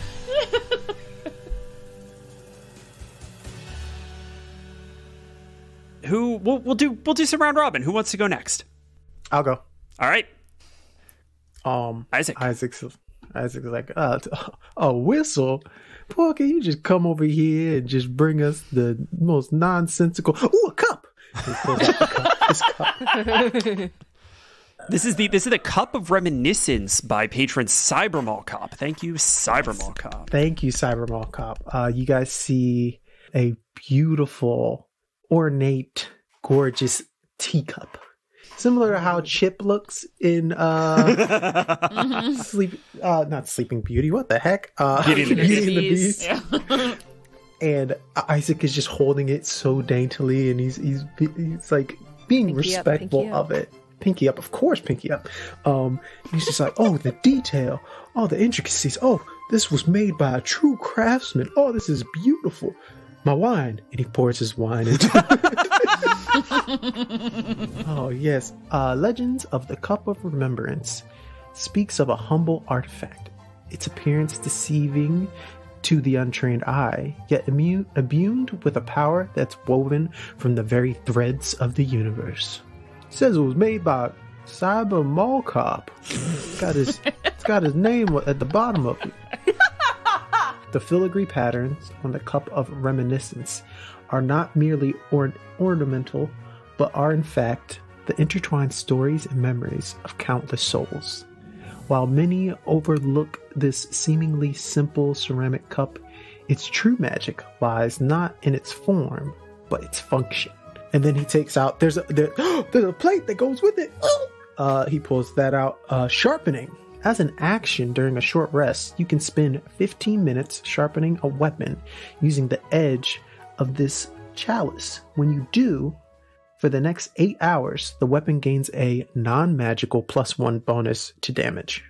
And then, last but not least, as Isaac takes a sip out of this cup and kind of... the chalice can be filled with either pure water or hot tea. Or wine, canonically. Okay, got it. Or wine, that is. Once per long rest, you can drink from it. Doing so allows them to heal as if they have expended 1 hit die. It makes the wine taste even better. All right. Who's up next? I think Sphinx has now loosened his grip and is watching the shinies as well. He's quite interested in what Guard's doing. So Sapphire is going to have a look in the sack of goodies, and as she puts her hand in, ow, and she sucks her finger that is now bleeding a little bit, and goes back in and gently and delicately pulls out Boomy the Whirling Kukri. Ooh, this was by Dark Steel Panda. Thank you very much, Dark Steel Panda. This well-worn kukri blade has been a prized hunting tool passed down through families of the forest. Often mistaken for a run-of-the-mill skinning knife, the blade holds an unnaturally sharp edge. With enough practice throwing Boomy, It will share wonderful secrets with its new master. Without attunement, this short sword has the thrown property with a normal range of 20 feet and a long range of 60 feet. Once it's attuned with Boomy, though, it gains the following features. Its thrown range increases to 30-90. This weapon returns to the wielder's hand immediately after it is used to make a ranged attack. And Chain Strike. Twice per day, when you hit a creature with a ranged attack using this weapon, you can cause Boomy to strike an additional target. If there is another creature within 10 feet of the original target, you can make a second attack against that target using the attack roll of the first. I think Sappho is going to look and go, I think I have some ideas for this. Huh. And she's going to very gently kind of tuck it into her belt. That was the most threatening thing I've ever fucking heard. Is anybody else like, did anybody else get chills there for a second? That was a lot. Too busy drinking wine out of a teacup. All right, we're around to Guard. What's going to be Guard's first pull? Guard is going to sort of sift through the bag, and he's going to pull out a small silver band, Ring of the Shroud Touch. And as he lifts it to his hand and holds it up to his gauntlet, the ring grows to size to fit his hand, because his hand is just the size of a gauntlet. And then it locks in, and you see for a very brief second Guard's filigree sort of underneath all of like a little bit of like lake muck glows just a little bit for a second. Do you want to see something cool? Yes. Always. Yeah. Guard is going to slam his hands together, and as he does, rising out of the ground in front of him, almost like they're being built by some invisible force made of wisping shadow, 3 perfect duplicates of Guard appears. Oh, shit. What the fuck? And it stacks. And then one of them is going to jump on my shoulders, and then one of them is going to jump on that one's shoulders, that kind of stuff. And then the last one's going to jump on the top one's shoulders, and now I'm like a 50-foot tall building of guards. So this is this plain silver ring swirls with eternal conflict. Once attuned, you cast no shadow. Oh yeah, Guard's shadow recedes, and as it recedes into your soul, or in this case, your eternal whatever. Once per day, you can use an action to summon 3 shadow clones that are indistinguishable to you by any non-magical means. They last for 1 minute, have 1 hit point, and 10 AC. Each clone takes its turn immediately after you and can imitate all of your abilities in an illusory fashion. So it essentially creates 3 illusions of you that have massive. 1 hit point. And they last a minute, but they can do anything. They can't to be clear, they can't do anything. They literally can't do anything. But they can go anywhere and act in any way. This was by the Silent Bard. So first of all, thank you very much, Silent Bard. This one was probably the most edited down from kind of its original form, because Craig, as you pointed out, like it's massive as it's written. The original version, it was like 3 Echo Knights. It was like 3, like they could take attacks and shit. And while that is incredible and extremely cool, it was way off the power scale for our game. So we dialed it back in a little bit and made it illusory instead. But hopefully it'll be we will get fun. Good use out of these. Yeah, I'm sure. Yeah, we will. Yeah, we will. What did you say? I said we'd get good use out of these. Oh, okay. All right. So much fun with that. Holy shit. Okay, all right. Very good. Very fucking good. Shun, why don't you go ahead and take another pull? All right. Slam her hand back into the bag.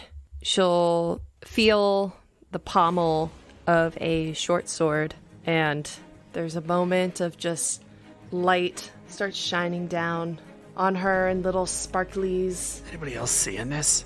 And she'll bring it out. Like sword in the stone, Excalibur. June, why'd you make that sound with your She's holding it up. This is really dramatic. She'll be like, whoa, I've never had a sword before. And she has pulled out the Bond Blade by the Silent Bard. This ornate silver handle is laced with fine patterns and crowned with a perfectly rounded peacock sapphire in the pommel, which resonates with the bonds that connect us all. It has no apparent blade. Oh, there's no blade. But on its crossguard are inscribed the words Separibus omnes necessitudines. Good luck getting that word out.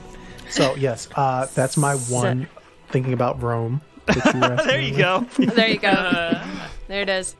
All attacks made with this weapon gain a +1 to hit and damage as you can see the lines that connect you to your target.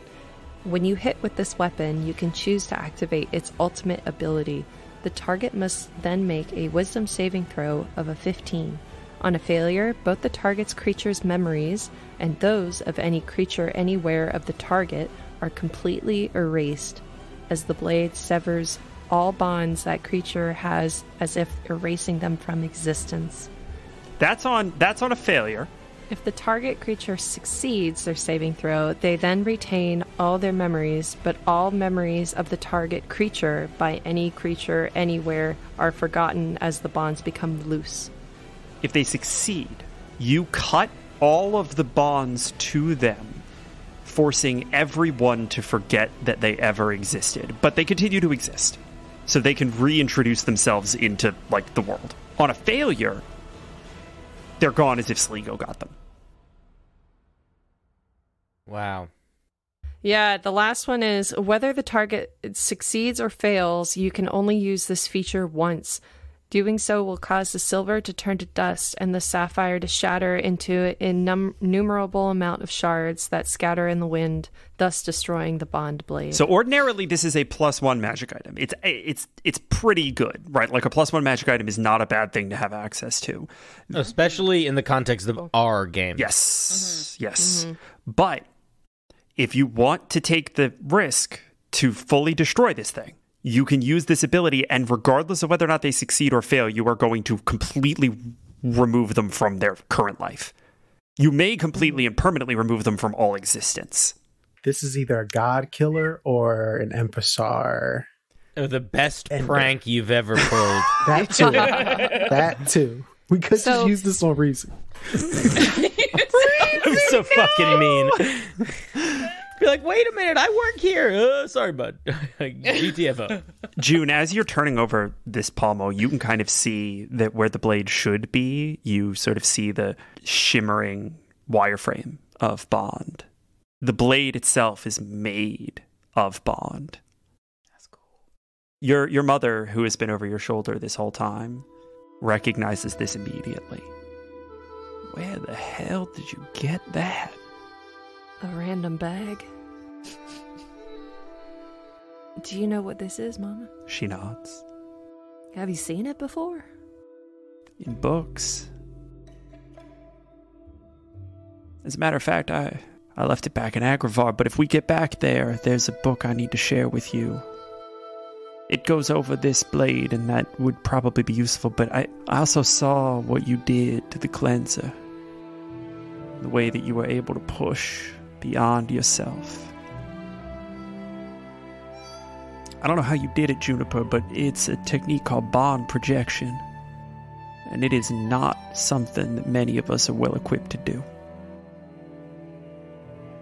Well, let's, make good choices with this thing. Just to make sure we get all of the details in here, because I know the Silent Bard is very proud of this.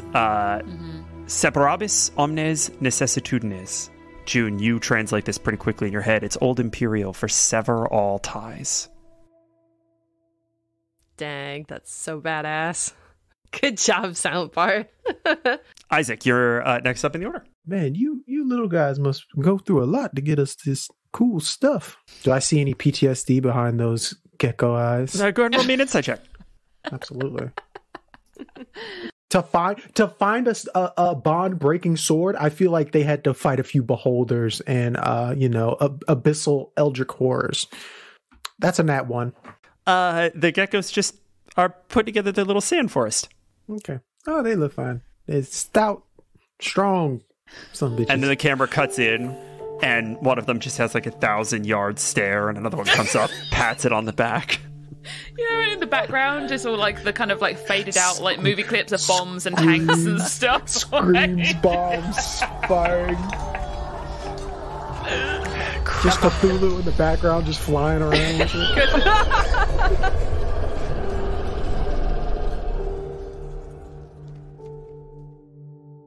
Isaac puts his hand in the bag. All right. And he pulls out a gorgeous battle axe of dark steel. On the blade, you see 10 bright silver stars embedded into it. This was made by Derek. Thank you, Derek. Derek was an absolute machine on this one. Derek submitted, I think, like 6 of these items. Yes. Yeah, he did. Derek's great. This is the Axe of Astronomy.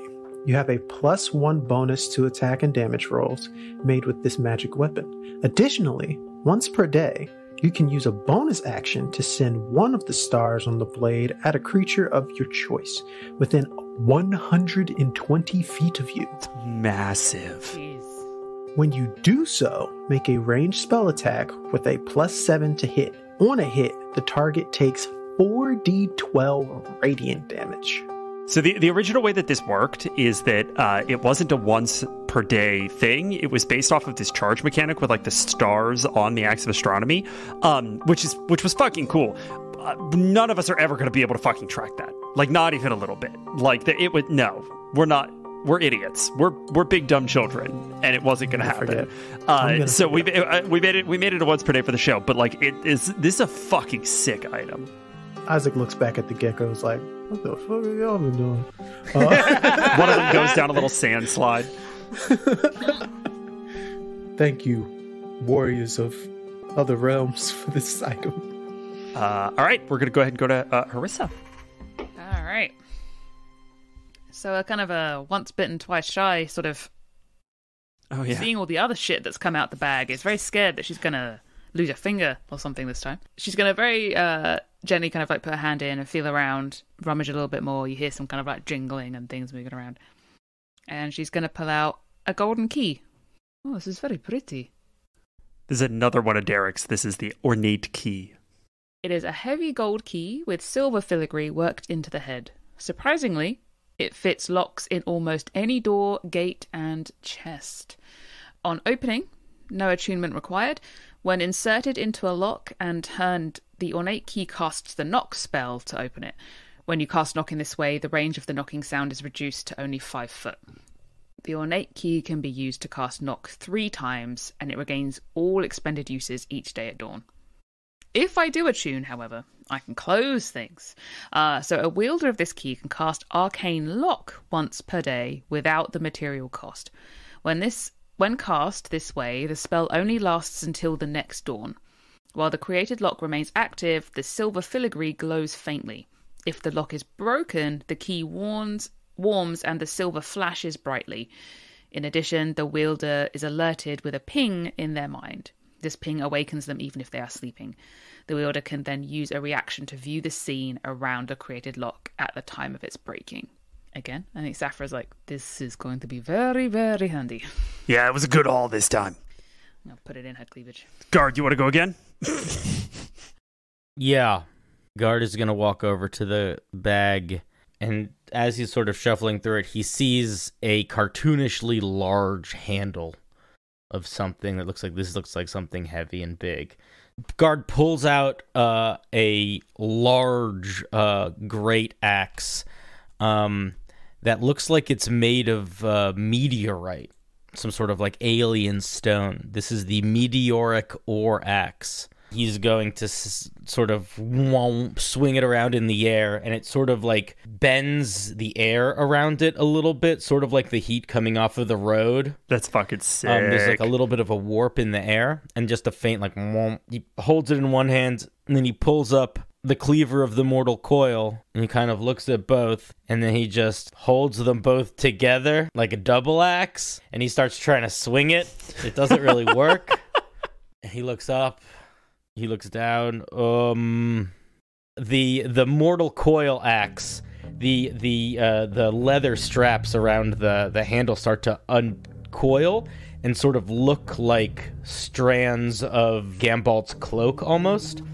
And then they slowly, like vines or ivy, wrap up around the meteor axe and squeeze, and then fall off.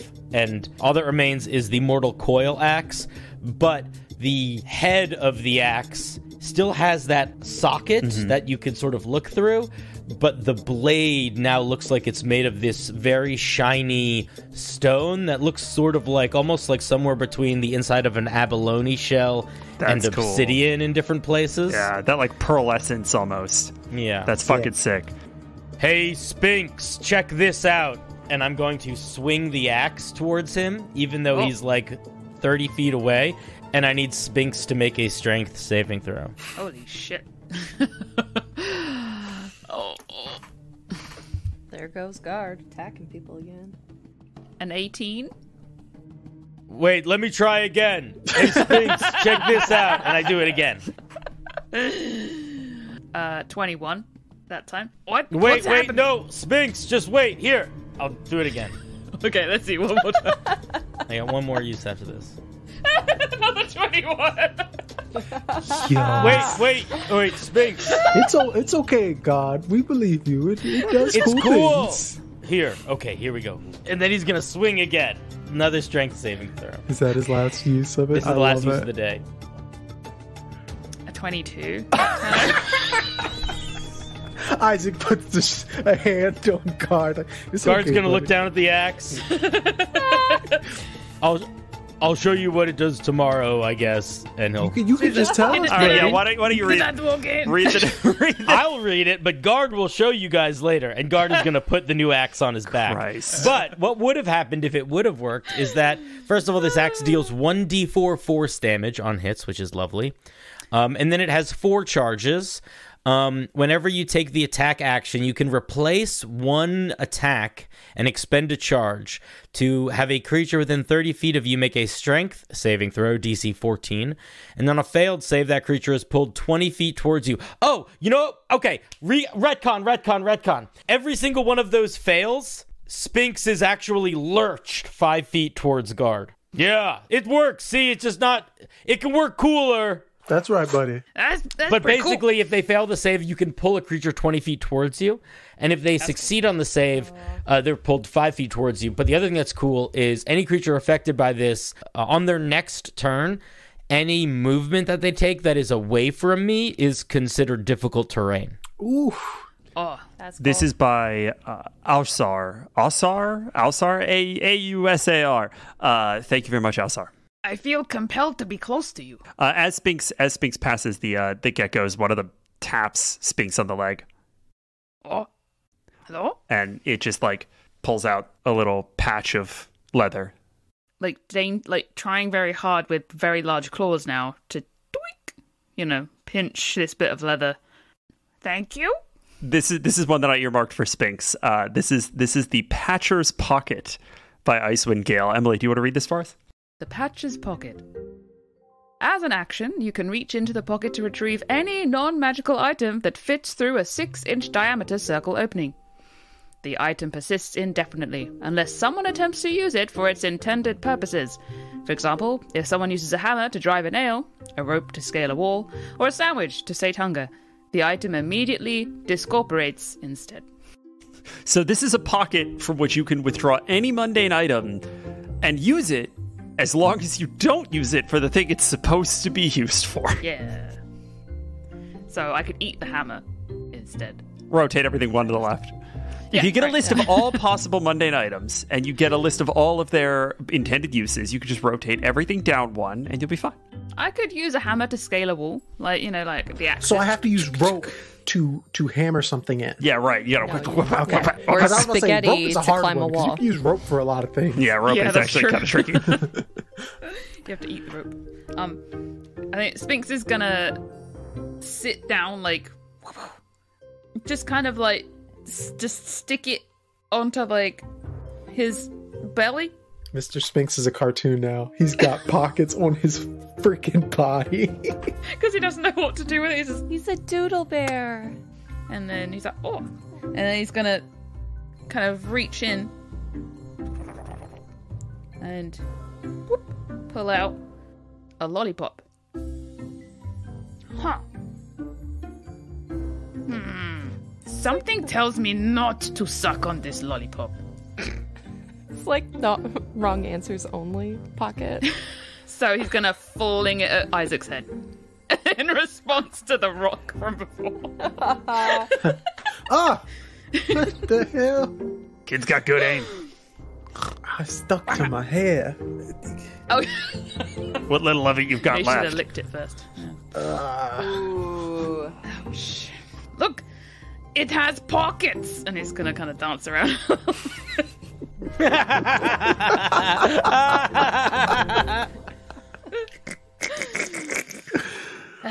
Well, Porky, I do have a question. Thank you for all these wonderful. Actually, thank you, geckos, for these wonderful gifts. But how are the Western Wheels doing? And Isaac, you have sort of perched up next to Porky. Porky has popped out a cabana chair for you. Oh, thank you. Yeah, anytime. That's good Foley. That's good shit, man. Oh yeah. Oh yeah. All right. So you want to know what's going on with the Western Wheels, huh? Well, of course. I made an oath, didn't I? A little unwittingly, maybe, but yes, you did. Things have been quiet. I've managed to get a couple of the elderwood trees regrown, and what with Demoiselle and Ganbald being locked in this demi-plane, they haven't been coming around for berries much. So I've had a little bit of time to get ahead of the old curve there, you know. Your town's doing okay. What's her name? The short one. She's doing all right. That could be so many people. That's so Isaac many knows people. who it is, though. There wasn't a doubt in my mind Leah wouldn't come through. Couple of people left. Couple of people showed up, actually. There's a new guy.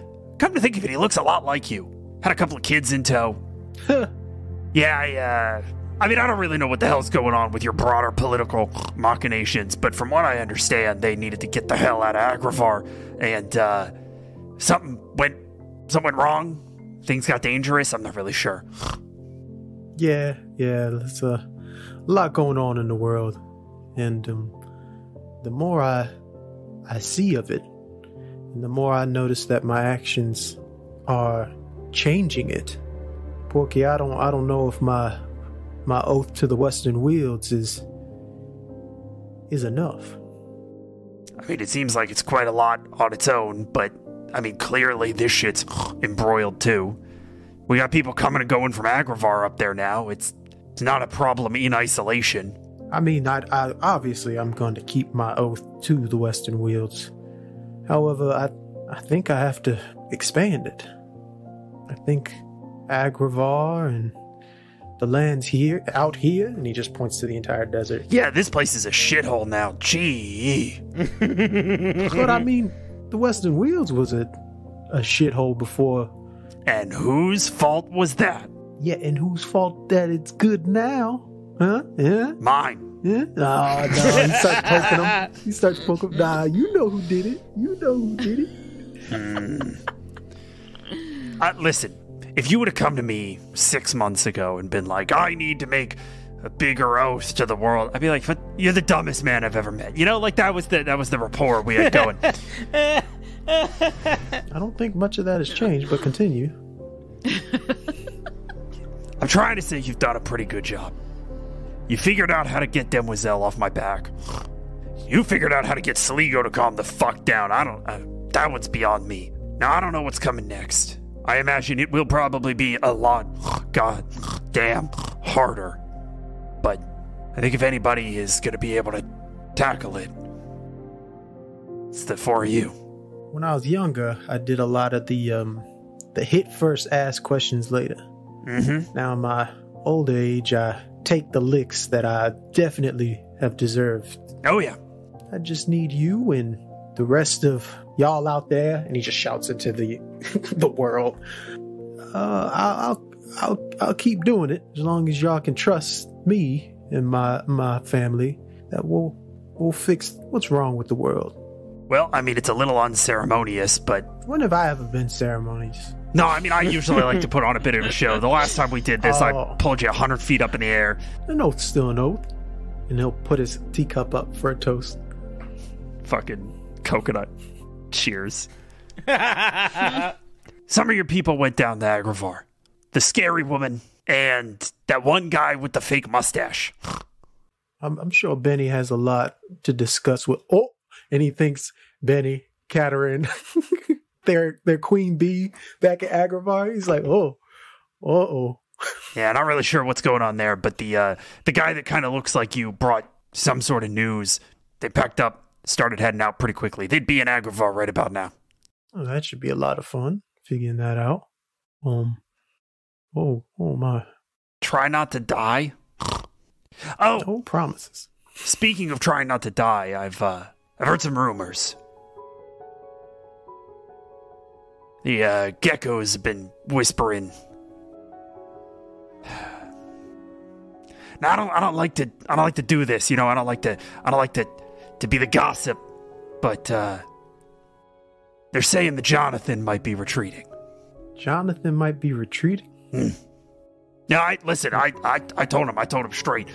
Y'all don't know Jonathan. He would never back down from anything. He's been around since before the best of them. He's not going anywhere. These other elder gods, Sligo's always had a bit of a temper. Demoiselle always been a little, protective of her.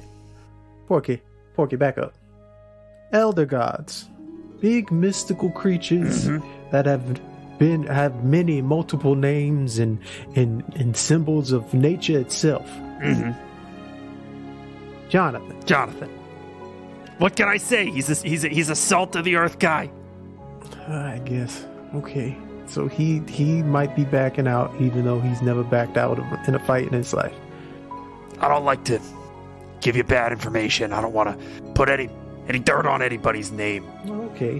Where does Jonathan usually place his roots? The Eastern Hills. Oh.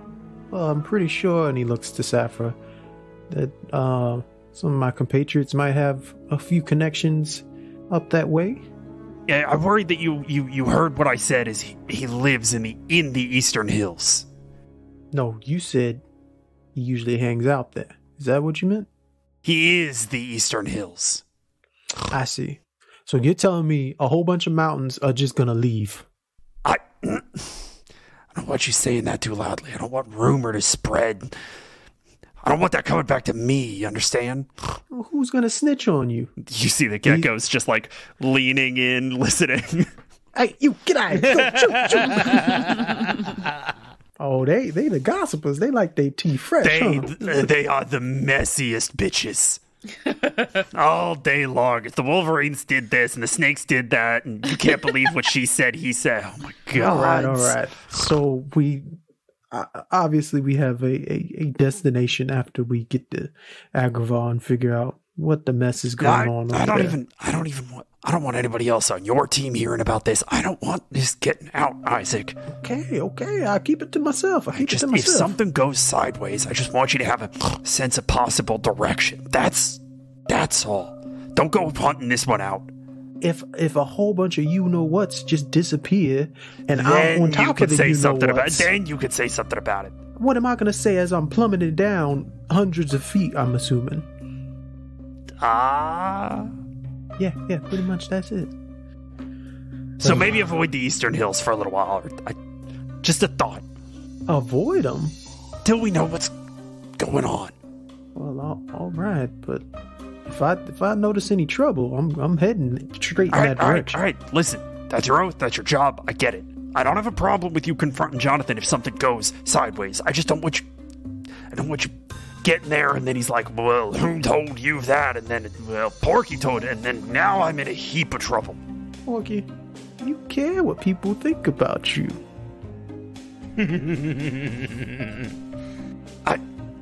All right, I'll stay away from... This is a reputation game, you know? Oh, speaking of which, how do you make a god?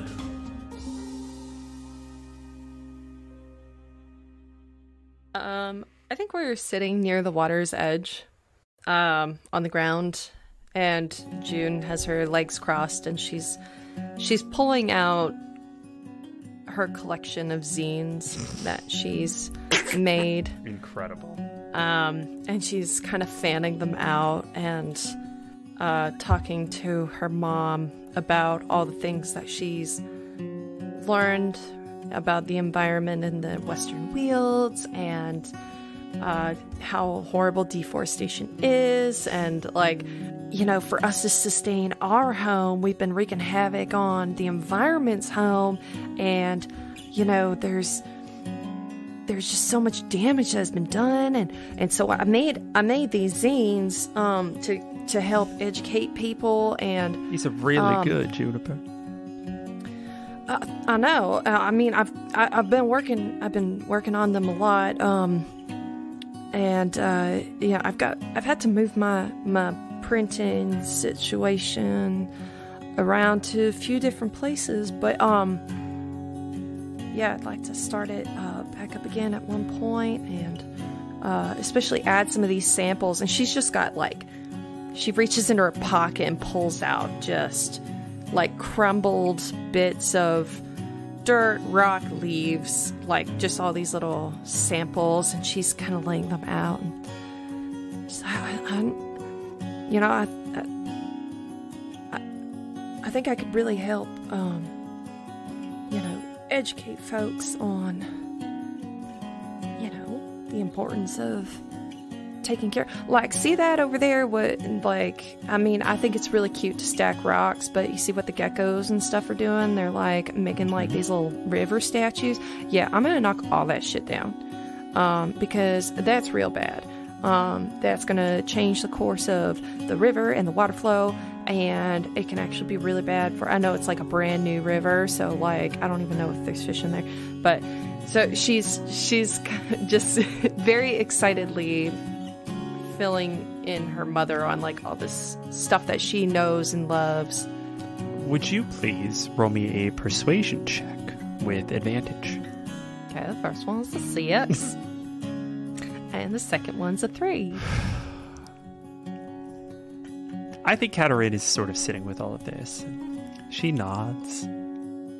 It has always been so funny to me that your first lever that you reach for when you try to change the hearts and minds of people is a paint can.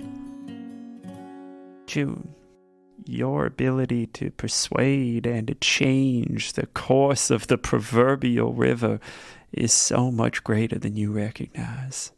I wish I would have had that when I was a little younger. I know. Maybe try to get you to stay around a little bit longer. Juniper, that was not your responsibility. You were a child.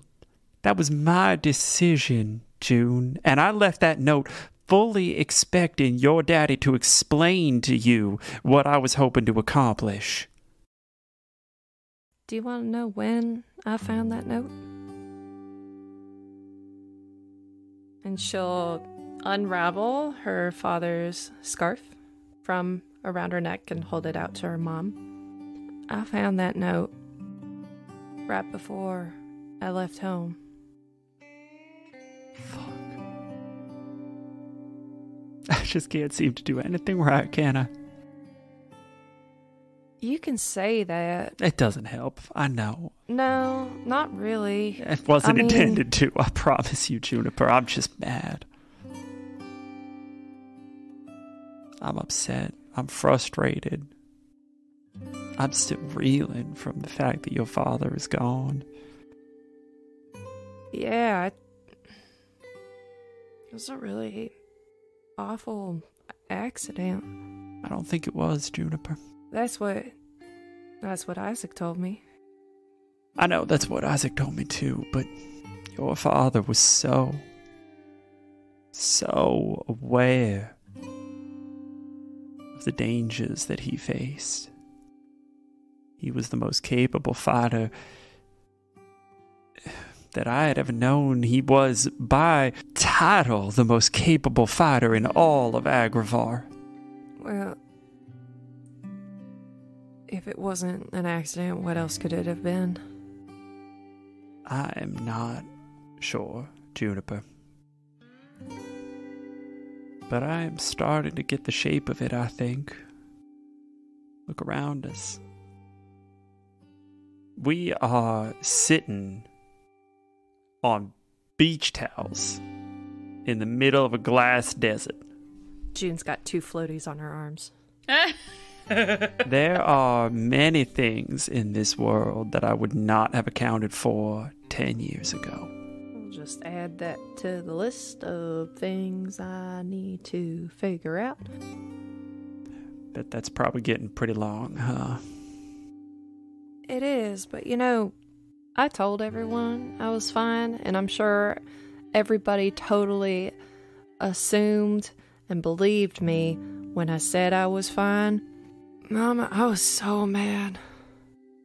I was so mad at you. I was so mad at Daddy. And then I came home and Daddy was gone, and you were still gone. And after all this time, and after Sliko, and realizing that I had so many wonderful people around me just trying to do the best by me and having my back as much as I have theirs, I've found some peace in that anger. And I can't tell you how relieved I was when I saw you. And I want to say this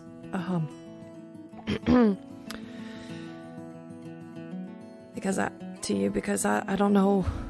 We don't know what's going to happen tomorrow. We don't know how it's going to happen the next day, but I didn't get to say it to Daddy. But Mama, I forgive you.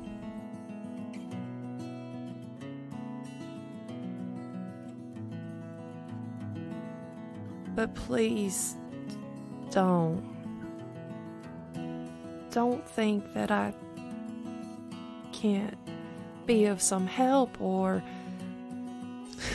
just don't leave me in the dark again, cuz No, I know better now.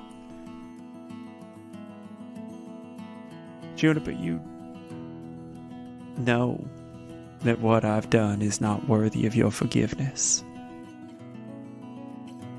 And I know that you are not forgiving me for me.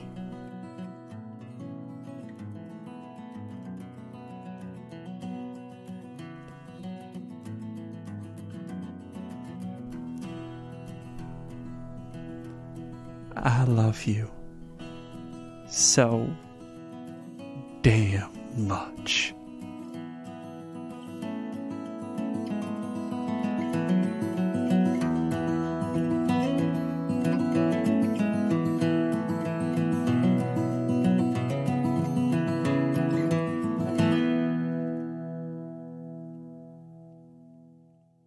As always, we got to thank the realest of you out there. First of all, we have 4 brand new patrons. Foxglove, Isaac Wallace, Gabrielle Khalifi, and Ethan Hall. Thank you so much, and welcome to the fold, friends. We owe you our very lives. And we owe several times that over to our League of Rally Defenders: Darlene Wallace, Darksteel Panda, Elderberry, GamerTube HD, Lord Dreamer, Michael McFarlane, Randolph Jenkins, and Recious Snivy.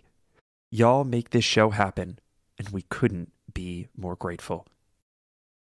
Okay, until next time, bye!